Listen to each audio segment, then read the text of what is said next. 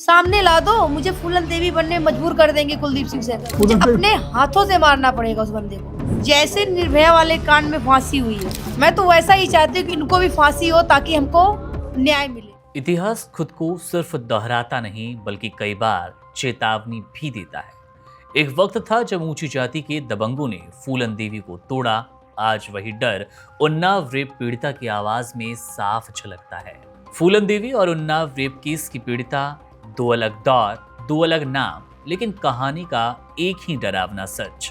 ऊंची जाति के ताकतवर दबंग, यौन हिंसा और देर से मिलता इंसाफ। फूलन देवी उत्तर प्रदेश के एक बेहद गरीब पिछड़े समुदाय से थी। कम उम्र में शादी, लगातार अपमान और फिर ऊंची जाति के दबंगों द्वारा सामूहिक बलात्कार। उन्होंने पुलिस से गुहार लगाई, लेकिन अपराधियों का कद बड़ा था। जाति, पैसा और बंदूक के दम पर इंसाफ को रोके रखा। ये कहना जरूरी है, हिंसा कभी समाधान नहीं होती, लेकिन इतिहास बताता है कि जब एक पीड़िता बार बार कुचली जाती है तो उसके भीतर विद्रोह जन्म लेता है। फूलन देवी ने हथियार उठाए।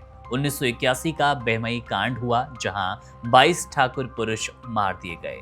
ये कोई न्याय नहीं था, ये न्याय व्यवस्था की असफलता का परिणाम था। ये चेतावनी किसके लिए है, यहाँ ये जानना भी जरूरी है। चेतावनी है सिस्टम के लिए, चेतावनी है पुलिस के लिए, चेतावनी सत्ता के लिए है और चेतावनी है समाज के लिए। फूलन देवी ने जो 22 हत्याएं की, उनका मतलब साफ था, अगर तुमने मुझे फिर अकेले छोड़ा, अगर दबंगों को बचाया गया तो इतिहास की गलतियां दोहराई जाएंगी, यह हत्याकांड होते रहेंगे। यहीं सुप्रीम कोर्ट का हस्तक्षेप अहम है। सुप्रीम कोर्ट द्वारा कुलदीप सिंह सेंगर की जमानत पर रोक लगाना अपने आप में प्रशंसनीय है।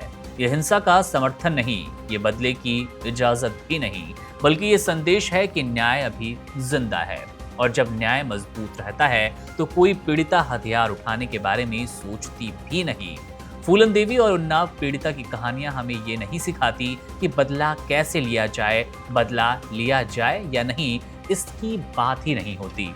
ये हमें सिखाती हैं कि यौन हिंसा सिर्फ अपराध नहीं, सत्ता का दुरुपयोग है। जब ऊंची जाति के दबंग बचाए जाते हैं तो समाज टूटता है, और जब न्याय समय पर मिलता है तो विद्रोह जन्म नहीं लेता।